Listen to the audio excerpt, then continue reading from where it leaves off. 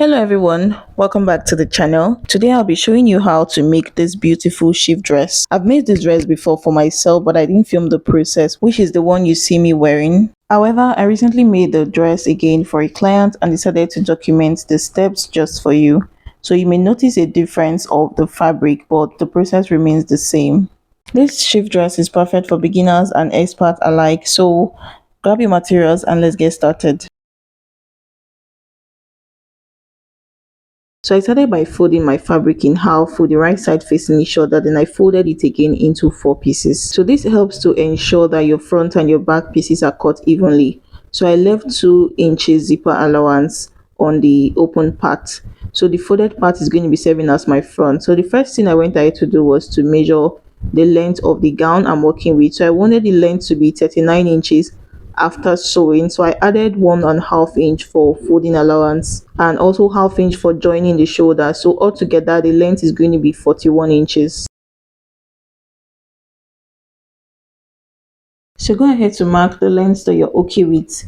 Now the next thing I'll be doing is to measure the shoulder to shoulder measurement and divide it into two equal halves. Then I'll measure my shoulder slant of 1 inch. Now the measurement you're going to be taking from your folded part and not from the zipper allowance. So from that folded part, I measured my neck wideness to be 3.5 inches. So after doing that, I'll use my straight ruler to draw a line to meet with the shoulder slant from that neck wideness.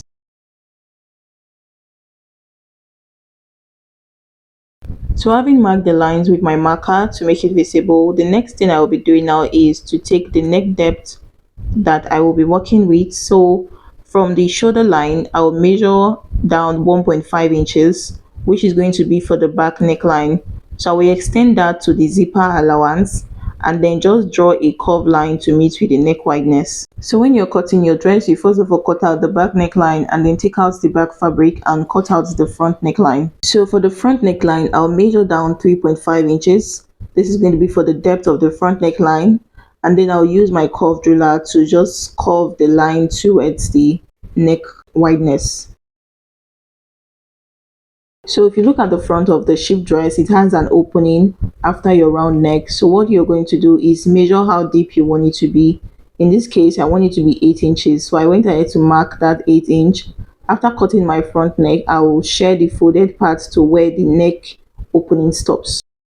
So guys, having done that, the next thing I want to do is to measure my arm side length.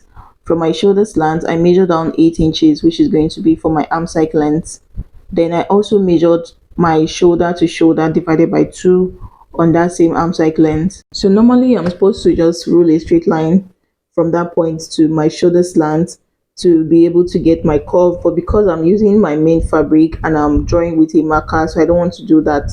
So what I will just do is measure my round bust divided by 4 on that arm side length, and then I'll add half inch for ease and then half inch for sewing allowance. So what I will just do is place my arm curve ruler on the point I marked the bust measurement and then place it towards the shoulder slant, and then I'll just connect the points together. So guys, the next thing I'll be doing now is to measure my half length. From the shoulder line, I'll be taking my half length, and the half length in this case is 17 inches, but I'll be measuring 17 and a half because I'll use half inch to sew on the shoulder. So after sewing is going to be the exact half length. So on that half length line, I'll be taking the round waist measurement and divide it into 4. And then still on that folded part, you'll be taking that your measurement, which is quarter of your waist, and then add half inch for ease and half inch for sewing allowance. So after doing that, I'll use my straight ruler to connect from that waistline to my measurement on the bust line. So the next thing I'll be doing now is to measure my hip depth. From my half length, I'll be measuring my hip depth of 8 inch, and then I'll add half inch to making it 8 and a half. And then on that same hip depth line, I'll take my round hip divided by 4, then add half inch for ease and half inch for sewing allowance. And then I will connect towards my half length measurements. So I just went ahead to make all the lines visible using my marker so you can see it a little bit clearer. So moving on to the hem of the gown, what you can do is just share the from the hip area, you can share it straight down to the end, or you can go in by half an inch. So I'm sorry that part is not showing clearly. You can go in by half an inch on the hem and then connect from your hip curve down to the hem. So after marking all the lines, now we'll go ahead to cut out my shift dress. So I started by cutting the shoulder, and then I'll cut with half an inch sewing allowance on the armhole area to join to my sleeve. But then for the other sides, I'll cut on the marked lines. So guys, after cutting my back neck, I moved the back fabric out of the way, and then I cut the front neckline. And then after cutting the front neckline, like I said, you're going to share open that folded part to where you want your opening to stop. So after doing that, now I'll place the both fabric equal again like this, and then I'll continue cutting the side part. So guys, if you notice, when I cut from my bust measurement to the half length, I added half inch. There is a reason why I'm adding that half inch. I will explain later. So just watch the way I'm cutting it now. So guys, the reason why I added that half inch is to be able to remove, because I'll be removing an excess from the zipper area. I want to slant the zipper area to remove zipper bulge. So since I'm removing half inch from the zipper area, I'm going to be bringing back that half inch to the side part. So after doing that now, I'll take out my front fabric and then trim out the excess. So this fabric is going to serve as the facing. Now I place my front part. First of all, I place the folded part on top of each other like this. So after arranging it, then I'll be cutting the neck the same way on the facing, and also cut the opening just like I have on the front part. So after cutting out the neck shape, I will take out the front fabric and determine how long I want the facing to be. So from where the opening stops, you're going to measure down about 2 to 3 inches, and then also on the shoulder. So just measure whatever you like, how long you want your facing to be.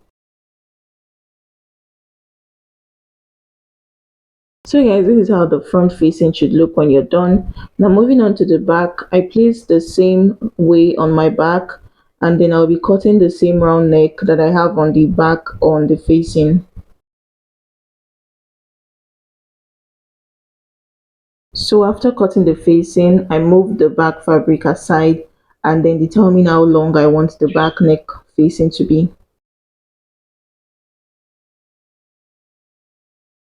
So having done that, I wanted to notch the zipper allowance. So I place the front and the back fabric folded together like this, and then I measured the part that is going to be for the zipper area.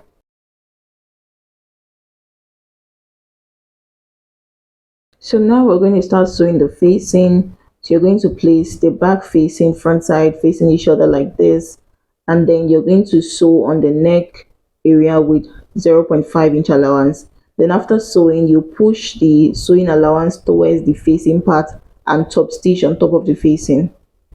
So this is for the front facing. Now I place the front facing, front side facing each other. Now I'll be sewing on the round neck and then also sew the opening. So you're going to sew it like, so I'm just drawing the lines to make it easier for me. You start sewing with half an inch on the top and then slant it to where your facing stops. So when you're sewing, you can sew with your hemming gum so it can be easy for you to iron. So after sewing, I went ahead to notch all the necessary places that I need to notch, like the V part and then the seams of the opening. So after doing that, I'll turn it over to the good side and then give it a good press. So guys, after ironing the neckline, this is how it should look. Now the next thing to do now is to join the shoulders. So I place the back shoulders on top of the front, and then I'll be joining with half an inch.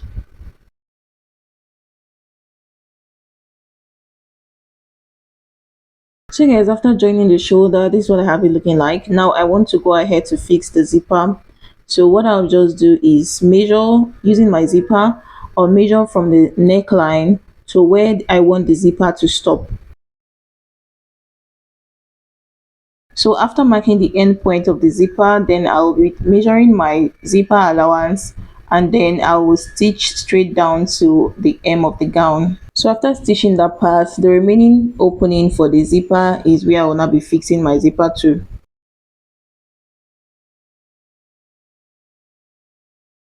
So to fix your zipper, you're going to turn the front side face down, and then you're just going to pin it on top of your zipper allowance. So as you're pinning, ensure that you're maintaining your zipper allowance. If you made use of 1 inch or 1.5, ensure that you're maintaining the allowance that you're pinning your zipper to.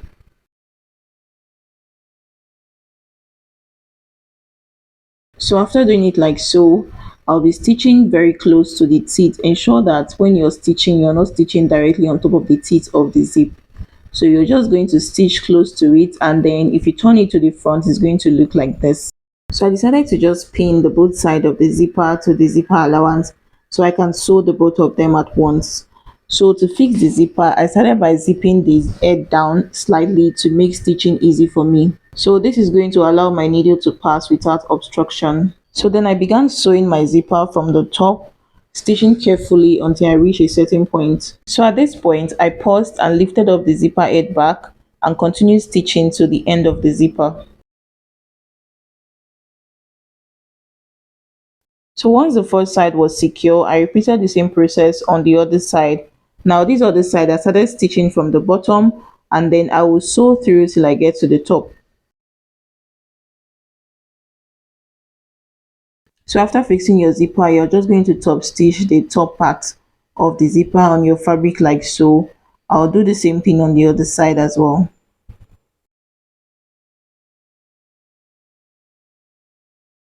So guys, the next thing I want to do now is to draw out my sleeve. So for the sleeve length, I'm going to make use of 25 inches, and then I'll add 1.5 inch for folding and joining allowance. Then after marking the line for the top of the sleeve, you're going to get your round armhole, and then where you're going to place your round armhole on is going to be your cap height. So to get the calculation, you're going to take your bust measurement and divide it by 12. So the bust measurement I'm working with is 40, and divided by 12 gave me about 3.3. So from the starting line, I measured down 3.3 or 3.5 inch. And then you're going to divide your round armhole into two and place on that point there. So after marking that on the side, then on the top of the line, I measured in 2 inches, and then from that point, I'll be drawing a curved line to form my sleeve curve. So this is how the sleeve is going to be. Now I'm just going to leave it straight because I don't have much fabric, but if you want it to be a bell sleeve, if you have enough fabric, then you're just going to draw a slant line like a triangle shape and extend the wideness of the bottom sleeve. So having done that, now I will cut out my sleeve. So guys, after cutting the sleeve, I will show you how to fix the sleeve to your round armhole of your shift dress. So after cutting the sleeve, you're going to notch the middle of the sleeve. So place the sleeve together like this and notch the midpoint. And then on that midpoint, you place on the shoulder seam. So after pinning the midpoint of the sleeve curve to the shoulder seam, it helps to center the sleeve evenly. So the next thing I will do now is to arrange the sleeve along the armhole, adjusting it carefully to match the curves, and then pin it all the way around. So once the sleeve was fully pinned, I will take it over to stitch around the pinned area, making sure that the sleeve was securely attached to the armhole. I'll be stitching with just 1/2 inch. Then on the bottom of the sleeve, I will hem the bottom by folding it into two. So after doing that, I will shape the sides by sewing from my sleeve all the way till I get to the end of the shift dress. So after sewing that, then I'll hem the bottom of the shift dress. And that is how I made this simple yet stylish shift dress. I hope you enjoyed this tutorial. Don't forget to check the description box for the list of the materials that I used in making this dress. If you have any question, feel free to leave a comment below. Also do well to like, share and subscribe to Eleganza TV for more sewing tutorials. Until next time, happy sewing.